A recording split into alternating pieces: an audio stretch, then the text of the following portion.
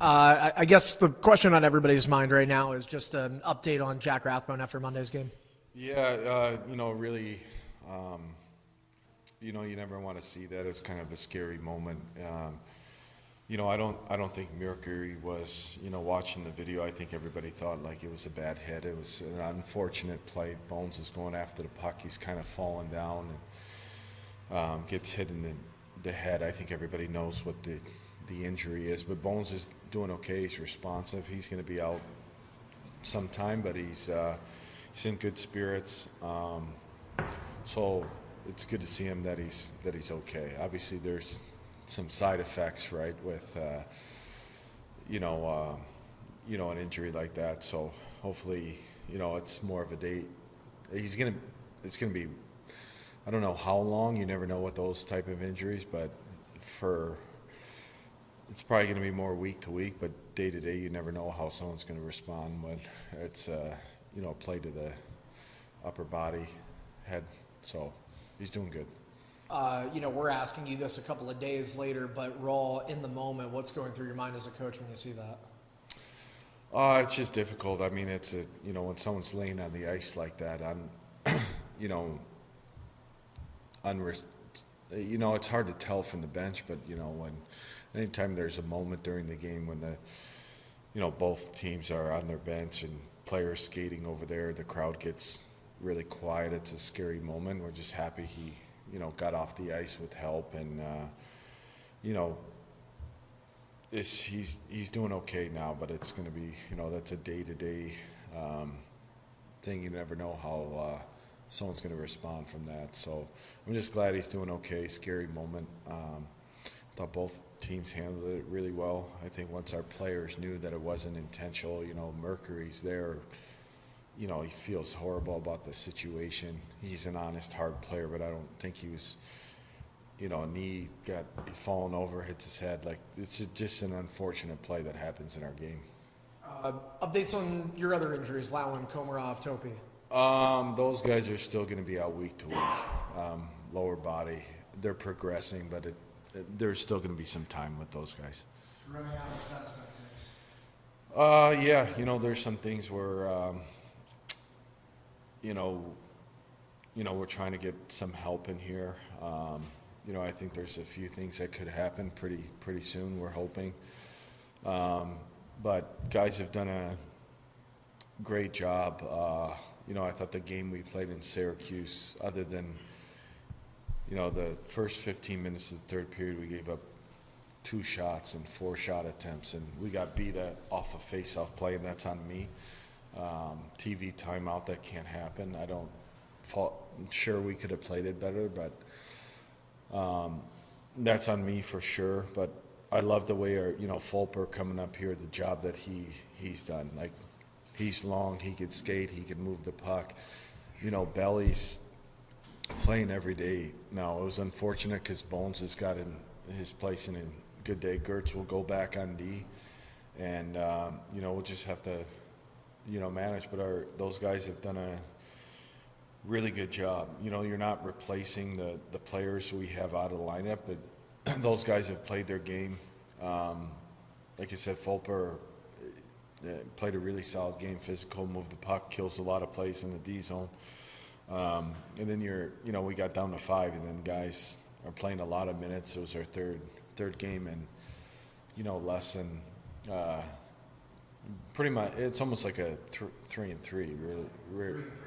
Yeah, really, when you look at it. And then, the game in Utica was, that's a difficult back-to-back. You get in at 3 o'clock in the morning, short turnaround.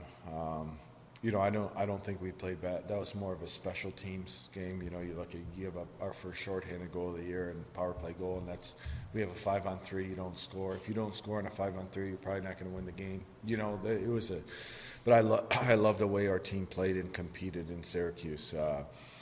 Really good effort. I think I'm standing up here, those two, the overtime game in Belleville, you win the shootout game, you got 4 points instead of 2. You know what I mean? We played good hockey with the guys are stepping up. A lot of guys out, obviously called up, but just got to keep getting points. You mentioned Fulmer. I wanted to ask you about him because all your Jacksonville call-ups prior to him are guys stepping into this league for the first time. Yeah. Did it help that he had 100 games under him? No, it really did. That was part of the reason why he's up. He's a really good college hockey player. Played at the school that I went to. He's long. He could defend. He's played, 2+ years in this league. He's a great kid. He works hard.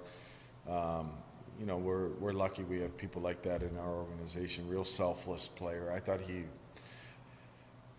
was our best defenseman in the game. I really did. I thought he managed the game really well. Defended. Played close to 20 minutes. He was really solid for us. Constantinius gets called up as a multi-point game, his first NHL goal. What does that mean for you as a coach? I guess you would say they're not my kids, but I'm proud. Even you look at what Noah's done for them. Just look at the guys. The Sabres are. It's awesome. It's awesome to see. They're playing a lot of winning hockey during this stretch. But if you look at the guys that we have had that have been up, they're not just there. Like they're helping the team. Even Rosie, he goes up there during that stretch, still had a bunch of injuries. He had 7 points in 11 games. You look at what Dunner did, kind of an unsung hero. Like during their 10-game winning stretch, he was on the fourth line and had a 60% expected goals.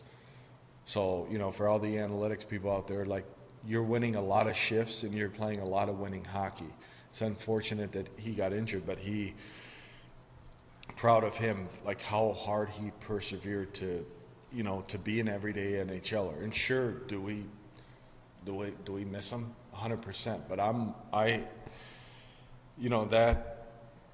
we miss the leadership, him and Mets. But I can't tell you how proud I am of his story and his journey. And all he wanted was an opportunity. And injuries happen, things happen, but you watch the games that he played in that 10-game stretch, you could argue they were the top fourth line in the NHL. Like 60% expected goals for a fourth line is you're winning a lot of shifts and you're generating a lot. And proud of Dunner. Like, you look at the Florida game, they lost. He goes out and fights, like at the right time. He fought A.J. Greer last year. Like he fought this year St. Louis, Tucker. Like that takes a lot of guts and his story. And then you look at Metz has come in. 5'9" defenseman, was told his whole life he's not good enough, can't do it. He's played 17 games in the NHL, he's plus 11. And he's been on this, run. Sure, does he play as much as, their horses that they have? No. But what he's done is he's a really selfless kid. It's all about the team, doesn't care how much he plays, and he helps the team win. Like those guys, you can't put a price tag on those guys, and that's what I'm most proud of. Then you look at Noah, a 5-foot, 21-year-old center, but when you watch the kid every single day and you're with him every single day, he's humble. There's no entitlement, works every day, and then when he got his opportunity, he's +9, and now has 9 goals, and he's more of a passer. And now, when one of the best centers, one of their horses is out, he goes into a game and has done an incredible job, helps the power play, and has made a huge impact on their team during this stretch. When you look at their players that are going up, that's what I'm most proud of. Like it's not just survive; it's helping the team win. And I'm not saying that I'm a lot of times with those guys like Noah and Helly, I'm not making them. I'm not telling them what to do on line rushes. I'm not telling them what to do offensively. Like those guys are so gifted and talented. What we drill into them is the habits and details that comes to winning that you have to have. That's the most important thing. Most important thing to me. And then you look at Helly, good example. Like I've probably coached Helly harder than any other player that I've coached from my time going back to Green Bay to the U.S. national program. This is not just on me. This is on Vinny's with the Fords. Vinny deserves credit in their development process of player. Like, and I'm very lucky I have Nathan and I have Vinny, someone that has played 1,100 games in the NHL, went to a Stanley Cup final. And then you watch him every day who is a person to lead these kids. It's not just me. This is not just me. And we've coached him extremely hard, like extremely hard, and everything has been away from the puck. And I told Helly, when you go up, you stop on the puck, you have good habits, you watch your shift length, and that's what's going to help you, and you get rewarded for playing the right way. That your face-off detail. First clip, Helly's out there, stunts his guy off the face-off D, picks up the puck. Those are things that people don't see. Slash supported on the 2-on-1 chance that Noah gave him in the first period. Stopped on 3 pucks in the O-zone to keep pucks alive in his shifts. Those are intangible habits that you have to have to play at the highest level. And I lean on Vinny a lot. Like Vinny's done an incredible job with these guys, and we've coached Helly hard, and it's not going to be all perfect for him. He's a 19-year-old kid, but that's what, offensively, those kids, you have to get out of the way. Yeah, sure, at times of the game you got to manage it. You got to play winning hockey, but I'm not telling Consta and Ozzy what to do on line rushes or ozone play. Those guys have gifts that you can't teach. I'm not teaching them that. My job is to teach them how to play winning hockey, because those guys all those 4 players have done an incredible job with the team to help. That's what I'm most proud of. Like, they're helping the team through a lot of adversity this season, changes in the organization, and especially, Consta's first time up, but those 3 guys, what they all have in common is they're selfless, they're everydayers. Their daily habits and their process are some of the best people I've ever been around. Their actions, their priorities, every single day, and that's what you get. Noah's gone from the second line, fourth line, whatever you need me to do. And then Consta, I'm proud of him, of the strides that he made. Not that he was difficult to coach, but we knew going into it, an 18-year-old player coming over here, there's going to be really difficult times. And this year, the 2 things I could say is about Consta is he's willing to be coached. And he likes being coached hard. He could take it. There's certain guys where you have to manage how you coach the player. And he's been coachable. Not that he wasn't coachable before, but he takes it. Like, there's been times where I've sat him a few shifts in Cleveland for not playing the right way. That's my job, my responsibility. So that's what I'm most proud of when he goes up. It's not the goals and the assists, it's how he's playing the game. Like, he's going to get points because he's a really skilled player, but it's about how do you impact the game to where you could help the team win. That's always been my approach, and I'm really proud of those kids. Yeah, sure, it's do we lose a lot with those guys, but that's the biggest thing I could take away. I know you just said a ton about all those success stories. The only reason I want to go back to Consta again is because, like, even Osti, he was here just a little bit before you got here, but you were there for Consta's first rookie camp and Dev camp and his first pro game in North America. So this is the first guy that you've had, like, fresh from scratch in North America to then get to the National League. Is there any more meaning with him? No, I mean, they're all valuable. They're all, Consta, I think the growth of him as a player has come a long way. Like, his details in his game, his play away from the puck, those are the things that and he's been great to coach. He really is. And I've been extremely hard on him, like, really hard. And so is Vinny, and so is Pacer. Because there's a certain standard that we have, that especially with a player like that, and to get, I ask Consta all the time, do you want to be good or do you want to be great? Those are the guys that, we push. And then, I know he came over here, but Noah went through a lot last year. Like, I know he played playoffs and stuff, but Noah's a kid. Last year, he had a horrific injury, had 1 point in 10 games. Like, people, questioning, can he do it? Can he do it? Can he produce? Can he produce? There's a lot of conversations that happen behind the scenes during that stretch, and how hard that kid worked, that goes into the player that has, 13 points in 5 games in the hardest place to play in the league in the middle of the season. Like, there was a lot of probably questioning himself, can he do it? You have 1 point, 10 games, you're a first-round pick. There's a lot going through it. So it's not just about the player on the ice. It's how do you manage the player, and we told him we believe in him. He was leading our team in scoring chances. So Noah, both kids are, they're good people. They want to be coached they work hard, and they're different players, but both kids, like I would say, Helly's made big strides, and his coachability, listening, be hard on him, and he's not perfect yet. He's 19 years old. There's a long way to go, and you could see what he could do when he gets the puck on his stick, and he's physical. I liked how he got on the forecheck. He stopped on the puck. Those things were really important. I'll probably let him know about that. The cross ice pass in the first period where he turned it over for a 3-on-1. I appreciate how he back checked, but those things are going to happen as a young player. But proud of all those guys. Like, those guys are, especially, Dunner and Metz, like, you look, that's a great example for all young players of, if you work hard, you're a good person, you do it right every single day, what could happen in your life and your career. They've both had 2 life-changing opportunities this year. And not just to, like, hey, I'm hanging around up there. Like, they're playing and helping the team win. Like, I'm not surprised by any means about both those guys. Tyler, anything for Mike Leone?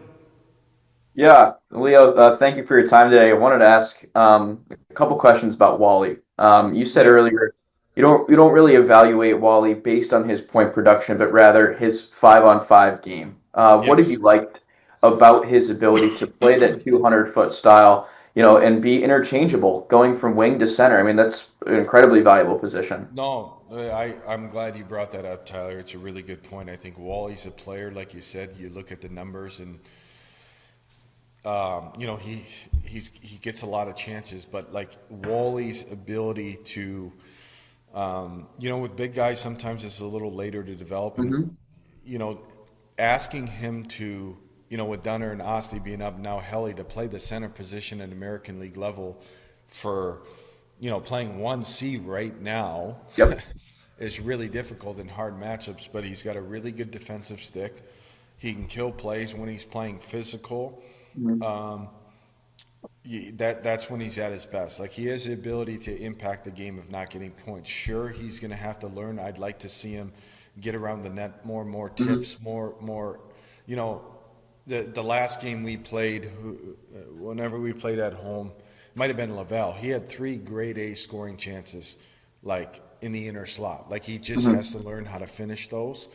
And now Wally's has to work on the consistency, and I think with the young player to play that kind of game that he has to play on a consistent basis. Do you know what I mean? There's Yep. spurts of it. There's good games. There's games where he can be better, but he has a big time toolkit. Now it's Yep. how does he able to use those tools consistently every day? There's been more than, he's taken huge strides in his game. Like, his ability to kill plays down low in the zone. He's got a really good defensive stick when he's forechecking, when he's skating, and he's engaged. He has a huge impact on the game. And now he just has to be more consistent with, because it's a hard game that you have to play in to be physical, to be skate, to be above the puck all the time. And he's making huge strides. He, to do what he's doing, Fiedler Schultz doing right now, to go from Yep. wing to, if you look at those guys in our last game in playoffs, Yep. Fees was our 4th line left winger. Wally was playing with Helly and Osti, like 2-3. Like, we had a really good forward group going in the playoffs. Like, now he's playing 1C in the American Hockey League and playing against older, bigger, high-end talent kids. It's a lot to ask, and he's doing a really good job. I think he's gotten better. Now we just have to work on, getting those. You get 10 scoring opportunities. You hope you could be, your shooting percentage is 15 to 20% in those, instead of, he scores on 2 of those. You're like, he has 10 goals by now, but he hasn't executed on those plays. But, Wally's done a great job. Whatever we've asked him to do, he's extremely coachable. He's a really good kid. And he's going to continue to get better. Now, the consistency piece is big, and then using his tools to, maximize what he has. Yeah. And, obviously you talked about, the ever-changing roster for this year. How valuable has Wally's versatility been in terms of bringing stability, to the lineup and just being able to guy that you can plug and play, set it and forget it, so to speak? You ask good questions. Um, no, it's invaluable, honestly. Like Fiedler, I think we talk a lot about it at the staff. If we didn't have those two guys, their versatility to play the center position. So Wally's at 1C Mhm. right now. Fiedler Schultz is at 2C. Yep. Feeds has got 13 points last 12 games. He's +6. Yep. Plays both sides of the puck. Now, Wally, I think Wally could be a really good penalty killer. Just right now, he gets a lot of ozone starts with. Right. If he's PKing, he's probably at 22, 23, 24 minutes. I have to Mhm. manage those. We try to get him out there at the end of the penalty kill. We're going to have to get him on the penalty kill because I think he could be a good one. But those two guys, I don't know where we would be at right now if we couldn't put those guys in the middle. And Yep. Red Savage coming up as the East Coast Yep. call-up, a first-year player in the league. Like those three centers, other than Lish, one's never played in the league before, and then two guys, it's not their natural position. And to do what they're doing right now is for me is really impressive of how hard it is to do at our level. And Mhm. not to mention they're both, one's a 3-year pro, one's a second-year pro. Yep. They're still Feeds is a little older in his development process, but Wally's still a 20-year-old. Right. You know, and there's going to be good and bad, but the biggest thing is he's from last year to this year, he's taken strides in his game to be better. Yeah. And we believe in Wally. Now it's just, like I said, it's just being consistent every night, and you can't go in and out. And that's the thing that you have to learn to be a pro. Like if you ultimately want to make it, especially as a role that I'm not saying I don't like to put handcuffs on kids of where they're going to be. But the reality is Wally, to make it as a depth, third, fourth liner, he's going to have to check. He's going to have to be a really good forechecker, probably play on the PK, and be really responsible away from the puck. But the best thing about Wally, he's coachable, and he's got those tools to, hopefully become that player. Yeah. And one more for you. When you look at his game, the physicality dynamic, the ability to be disruptive with the stick, especially killing Yep. plays in D zone, how challenging is that for a 20-year-old still physically developing and doing that in the American Hockey League, playing against guys, as you mentioned, 8, Yeah. 9, potentially 10 years older than him, and, No, no, growing no. that fast It of it. is. It is. I think Tyler, how hard it is, like with the schedule and we don't Yep. even have close to the NHL schedule. We get to practice more, but how consistent you have to be to play that role and that identity. It's a lot, and Yep. you have to be on it, because those guys, when you look, those guys are invaluable. The third, fourth liners, the depth roles, like that's how you win game. That's how you win at all levels. You got to have depth, and you got to have guys. Now it's just having Wally to do it, like I said, consistently at it, and it's difficult. Like we knew there was going to be times where tough stretch. Now he's getting best 2D pairs on every team, every ozone start. Guys that have played professional hockey, NHL for a long time. Yep. But it's continuing to work with him on the impact that he could have in a game. And I think the biggest thing is I don't think he's close to fully developed his strength. Like there's still a lot, for him to maximize in the gym. I don't want to look too far ahead, but having a huge summer, like if you look at him, Yeah. he's really athletic, he's long, he's rangy. I think when you look at him, his body's almost like a tennis player, like long rangy, where his bottom half he can get bigger. Like he can put more size on to now. Checks are a little harder. He's hanging on to pucks more below the goal line, not getting knocked off the pucks as much. Where like we talked about Dunner. Dunner can win a lot of shifts because his puck protection ability, how strong he is. Down below the circles, and I think that's another, getting to the net front, not getting knocked off guys, to have that size and strength is really important. I think that's another area, off the ice where, Crave does an excellent job, and Wally's making strides. But I think there's still a lot more in the tank for him physically where he can get to. Yeah. Thanks, Leo. Appreciate it. No problem. Ishmael, would you have anything for Coach Leone? No? Okay, cool. All right. Thanks, guys. Thanks, Leo.